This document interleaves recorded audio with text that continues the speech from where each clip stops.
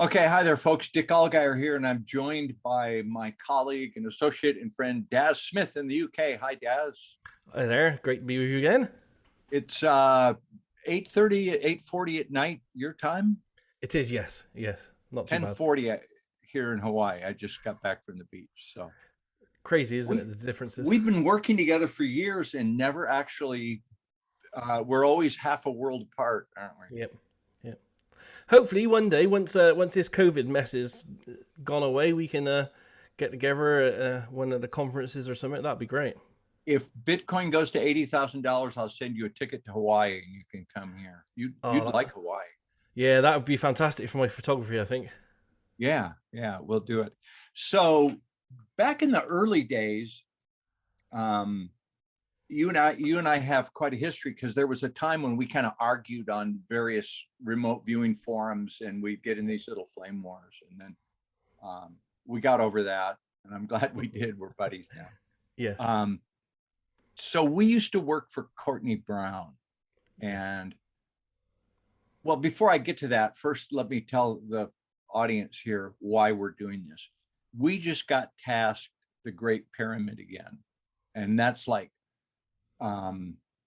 what kind of target? How do you describe that as a target to remote viewers? Like not the Holy Grail, but not obvious. It's kind of, what's your feeling on that? Well, for me, it's always been special from because I've been interested in the whole Egypt pyramids thing pretty much all my life. So anytime I get to do that as a target, it's special, and I've only done it one, two. It's only my third time, I think, in 24 years. It's kind of those ones that they always give to beginning remote viewers because it's such an obvious thing. If you draw a triangle, and it's such a massive thing. Yeah. When we worked for Courtney Brown, he kind of snuck it. Well, he snuck everything in on us. We always did those blind. That was, remember what year that was? That was 2014 we did that. Yeah, 2013, 14, I think. Yeah, so a good 7 or 8 years ago. Yeah. So describe for people how Courtney tasked us, those targets that we were working for him. Yeah, at the time for those ones, it was what he called his mystery series. I can't remember what mysteries he called it, but we would have got a message from Courtney at the time. I didn't see the ones you guys got. I only got my own. And it literally said, okay, we're ready to start project mysteries, whatever Like the it number would be was. 7A or something. Yeah, I think this one was 7. I think it was mysteries target 7. And he would say, now start mysteries target 7. And that's all we would have of him for months. And you're in the UK and I'm in Hawaii, and Courtney would send this cryptic email to us, and he would have us create our own target ID with the intent that we were going to view that portion of whatever target he had, and it seemed Yeah. to work. So, and then we were in, well, he used to, I know it annoyed us because we'd work those targets for like weeks, right? Yeah. We'd put a session in. Yeah, I think I've got my ones here on my desktop for the one I did for Courtney, and it was literally 7 targets for that, and I can't remember when my end one was, but it was like 3 or 4 months later, and then after and that was the paper sessions, and then we obviously, he sent us a message and said, okay, you're done now on paper, now move to whiteboard as well. So it was it was probably one of the longest projects we've worked there. Yeah, I would say it probably went on for about 6 months, that one, I would say in total. Yeah, we were putting out like a couple a year, Yeah. and it was as a remote viewer, did you find it as annoying as I did? Because you'd pour your heart and soul into the session, totally blind. We never ever suspected it was the pyramids. No. I mean, No, I absolutely. was totally mystified, but and then we'd put in this session, and Courtney wouldn't tell us a damn thing. He'd say, "I need you. Okay, you're done with that part. Now there's another part. Go look at this." And like, oh Yes. God, Courtney, Yeah. just session after session. Yeah, and after several months of doing that, and I do remember that one, it did have 7 elements to it. Um, it gets to be a bit much after a while. You kind of start thinking to yourself, I don't really want to do this anymore. I think I've got enough on this one now. So he would have us totally confused. We never called target on this one. And then finally the day comes that he says, okay, the Great Pyramid at Giza. And I think, I know I was just like, oh crap. Oh my God. It was the pyramids.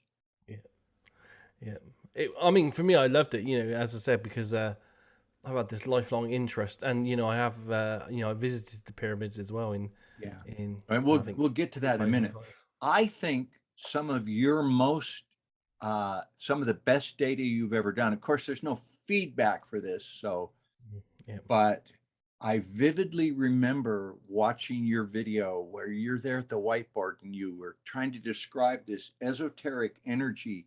And you said there's these blocks, and we had never either of us said, oh, it's the Great Pyramid, but you said there's these big stones and it's like there's a buffering energy where they just float. And I remember watching that just going, oh man, I believe that. I think that's some of the best remote viewing data I've ever seen. yeah. And looking back on it, it's to this day it's really interesting as well, because we still don't know how those pyramids were created, and once you see them in real life, you're stood by the blocks, and the blocks are taller and bigger than you, and you're looking at them, you're thinking, Yeah. how did these come down the Nile on a reed boat? Yeah, Makes no sense. I don't see that happening. So we did that in 2014. It was published out, and it's on YouTube. If you look up Farsight, I could probably put a link on this. It's gotten like 300,000 views, and it was sold as a project, and then eventually Courtney put it up for free. So here we are working for Cryptoviewing. I don't know about you, but it was in my mind like, okay, Great Pyramid. We did that. We did the full project. We did months and months of viewing. That one's done. I'm never going to do that again. But never say never when you're a remote viewer. So Absolutely, yeah, yeah. okay, so how did it come about this time with crypto viewing? Again, it was an amazing target to do. I don't think I got as much data as I did in the past, but there again, working with Courtney, we did go back to over a period of months, 7 times. But it's just amazing to see a repetition of the same kind of data from a different tasker and from a different group of viewers working on it. That 7 years apart, and you got that energy yes, again. yeah, yeah. And in the original Courtney Brown, I had like a lot of people gathered to witness this spectacle of energy and lights and things. And then I saw that again this time. But the thing is with these crypto viewing targets is like we do we do a target a week. So we get a week to work on it.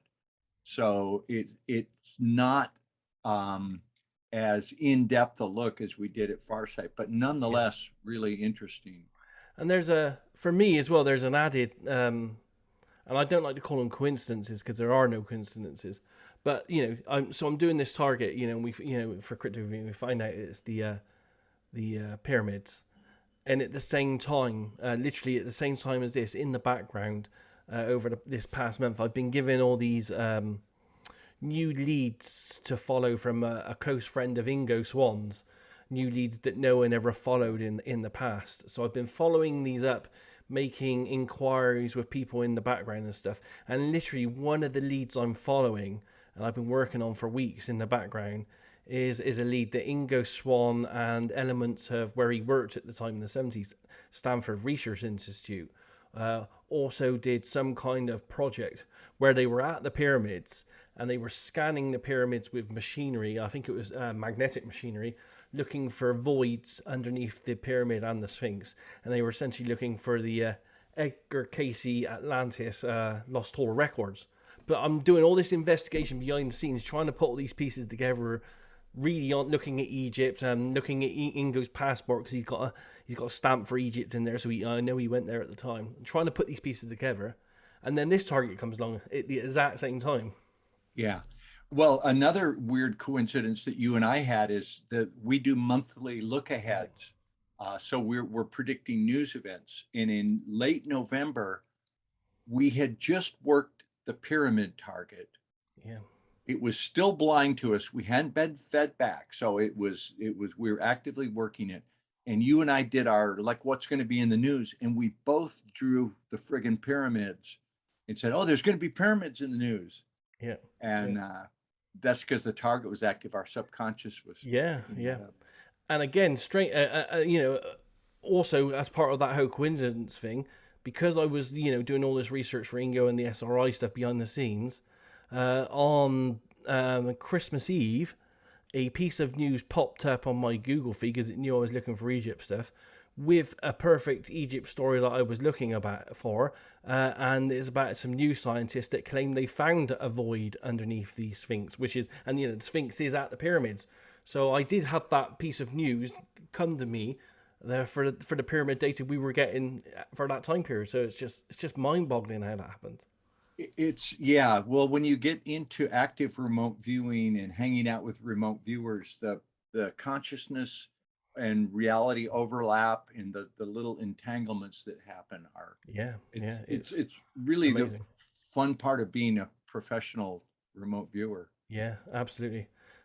So the new data is out on our crypto viewing site. It is patreon.com/cryptoviewing. And I think it's available to lower level memberships. I don't know what the membership levels are, but if you go to patreon.com/cryptoviewing, you can see our latest work. And we also want to, I'm kind of doing this interview with you, Daz, because of our history that goes back so many years with this target, but it was also worked by Naeem, Malcolm, and by Edward Reardon. And they had fantastic data, especially Reardon. When he was presenting his data on the pyramid, his Egyptian stuff was so intense and so on target that the guy that was interviewing us was like moved to tears. Like we were all just like, wow. Anyway, we got to mention Edward and Naeem. Absolutely, yeah. It's working together as a team, we're producing some amazing remote viewing data. Very cutting edge, I would say. Yeah. So one of the things I drew in my latest session was like this underground tunnel, this like claustrophobic little, like somebody looking into this tunnel in rock. And you've actually been there. Tell us about your trip to the pyramid. What was that like? Yeah, it was amazing. I went in 2005, I believe, because I heard a rumor, or I may have seen some news on the internet that they were starting to slow down how many people they would let visit the pyramids over the coming years, because the sweat from the people was causing water damage inside the pyramids, essentially. So I made the decision that I was going to go. My wife wouldn't go with me because we had a very young toddler. So I took my mother because she was being psychic. She was also into the pyramids as well. And standing outside them alone is just mind-boggling, because you're standing there and the first course of stones, literally comes up to my neck, and they're huge, and they weigh so much, and you're looking up at it and you're looking left and right and you're thinking, how is this possible? How could we couldn't make this now? How could they make this so far in the past? But going inside, it was such an amazing experience, and anyone that gets a chance to, I recommend it. Which was it? The biggest pyramid? Which pyramid is? I went in the Great Pyramid. I didn't go in all of them, just the Great Pyramid. Yeah. So there's like an opening in the stone that you crawl through, or what's that? There is. It's like a false opening in that it's not the original one. It's something that someone in the 1800s they dynamited. They literally dynamited a hole into the pyramids. Yeah, and then you get to go in a little bit, and you go through a normal kind of walkway, craggy stone. You're thinking, oh yeah, this is interesting, but then you literally hit a shaft, and it's not vertical, but it's just off vertical, and it goes up about, I don't know, it must be about 400 meters going up, and there are no steps or anything. It's just like a wooden type ladder, and you're going up 400 meters almost at a vertical angle, and then it leads you into this thing called the Great Gallery, which is this triangular shaped layered room, and the acoustics in that are just just mind-boggling. Yeah. We got it on video. I don't know if you want to show the video that I got there, but you can see some of that. I'll edit it in. I'll put it in. So yeah, we can see you going in there. What was the feeling like with your psychic ability, your psi ability? I mean, what was that moment like when you were in there? It it wasn't as strong as I thought it would be. I think that may be because there were lots of other people around making noise. Um, but to answer your first question, when I got to that little chamber, I actually went into two chambers, the Queen's and the King's chamber, and to get into both, it was just like your sketch. It's like a little square entrance, literally, and off the ground level. It's about 3.5 feet off the ground level. So to walk everywhere, you're bent in half Yeah. trying to go through this tunnel. And I'm not the healthiest and fittest person, so I was breathing heavy and stuff. And then those tunnels tend to open up into larger rooms. And it was in the King's chamber I had the most interesting psychic kind of experience, because I sat down and spent an hour in there, just sat in the entrance to the King's chamber, kind of doing like a meditation, trying to feel the space around me. And it was an amazing feeling that you can't really put into words, really. Just being there, you have to see it. Like everyone's seen the imagery of and video of the King's chamber, and it's got this broken sarcophagus. It's got a sarcophagus made of granite with one corner kind of chipped off of it. But when you do the research on it, you actually realize that the granite sarcophagus is like 2 inches wider than the hole I crawled through to get it through. Oh, So it must to have get had to it have been in. built there first, and everything in Oh, that room and everything built around it. wow. It's just, just little things like that. You're looking at it and you're knowing it, and you're seeing this granite sarcophagus, which looks like it could take the shape of a human body, but it's the walls of the granite are that thick, and they're so polished and shiny, and it's one of the hardest substances on earth. And you're looking at it and you're thinking, I just don't understand. I just do not understand. I can't comprehend it. Now that we've remote viewed it twice, you look at the data and been there, what's your gut feeling? I mean, those things have had to have been built by a previous civilization with higher technology. That's my belief. I don't like to say aliens were involved, because we don't know what's out there, if they're aliens or I do have the impression that maybe it was something to do with Atlantean kind of advanced civilization, or some kind of non-human knowledge behind it, because the knowledge behind the pyramid with all the computations, angles, and algorithms and stuff is just too much to be by chance. That was some of the interesting data from my session this last time. Yeah. Is I drew the pyramid, and then I drew angles and mathematical equations and stuff in Yeah. a language I didn't understand. Yeah, Show yeah, that. and maybe we should try to find a slide that details that, because the pyramids are angled true north, and they're in the dead center of the world on axes of north, south, east, and west. They align with the stars, and I think it's got pi in there and all kinds of amazing computations. It's just mind-boggling. So yeah, I think like you, that it's probably a previous civilization, and not it never was a tomb for any pharaoh or No, mummy. That doesn't make sense. no. What was when we started working together, for me, the time that I realized that you and I could produce special data together, using our two different methods of remote viewing, was, I don't want to say it exactly. It was, we worked for Courtney the day before September 12th, and we had no idea what the target was. Like, Yeah, it was another one of those couple months long thing. And you know what I'm talking about, the missile, right? yeah, We yeah, both threw the missile into the building. yeah, And I remember seeing your data and then looking at my data and went, oh man, I know he didn't see mine because he did his first. And I know I didn't look at his, but we drew the same thing. And that was a moment where, hey, we can click here. yeah, yeah. It's amazing when that happens, and I think we've been lucky to work together now for, well, it's got to be over a decade now, isn't it, on these I think projects? so, yeah. And I think it helps. I think the longer you work with a couple of people in a team, the more things seems to gel. Because you end up trusting each other. You know that Yeah. if you're going to get it wrong, someone else can pick up the slack, and you know that you just know there's a trust element involved, and I think that goes a long way in what we do. Yeah.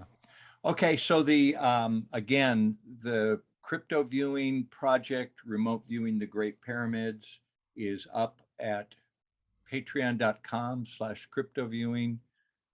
You'll need to buy a membership there, and then you can see that. And there's a ton of other good stuff there. We also just did silver, Yeah. and somebody commented your reaction to the silver target when you say, "Oh, the physical money is so dirty, you don't even want to touch it." I'm not into silver. So Yeah. that was we've got a lot of good work published. Yeah, absolutely. Yeah, and it's amazing and experimental, but it seems to be working really well for us. Yeah. Yeah, yeah. Okay, Daz. Well, we've got to go. Have you started your monthly? Well, I'm going to put this out. We will have already done it. We're recording this on I the submitted 29th. mine this morning. I got some. I would say mine. No, well, you haven't. Have you done yours yet? I haven't done mine yet, so I don't say won't, anything. I I don't won't hear say a thing anything. then. I won't say a thing. We're, I will say on a different topic though. We have done another pyramid project together. oh, You we remember? did. It wasn't the Great Pyramids. It was No, no. We did the Cydonia pyramids on this. Mars. Oh, yeah, yeah. That's another pyramid one we did together, which was absolutely amazing as well. I actually had good target contact on that one. Yeah. Yeah, yeah. That's And that's a, well, there are pyramids all over the place. We don't yes. talk about possible target stuff. But all right, Daz, good to talk with you. So Absolutely. Always great to talk to you, Dick. yeah. Anyway, folks, our crypto viewing pyramid and remote viewing silver are both available now. So there's some good stuff. That's my advertisement. That's my duty to do to get some subscribers for Patreon. So um, those subscriptions, what they enable us to do is they allow Daz and I to work as professional remote viewers. So Courtney started that. He was one of the first people to pay people for Yeah, projects. yeah, And tip of the hat to Courtney. You know, we yeah. liked working with him back in the day. Good guy. Absolutely, yeah. And crypto viewing, people buying memberships allows us to be able to do this research. So Yeah, yeah. If they didn't, if we didn't have the amazing subscribers we do, um, I have to be totally honest. I would probably be out there, a 50-year-old man, having to find a menial job somewhere to pay the rent and stuff. yeah, I'd be living on Social Security. So Yeah. my wife works at a sushi restaurant, so that too. Yeah. But yeah, no, we really appreciate the stuff. All right, Absolutely. Daz, Happy New Year, And and to you too. Have a good one. think of the projects we've got coming up there'll be some good ones, we know. Absolutely. It's always an awesome surprise, whatever they are. Yeah. Yeah. All right. Aloha.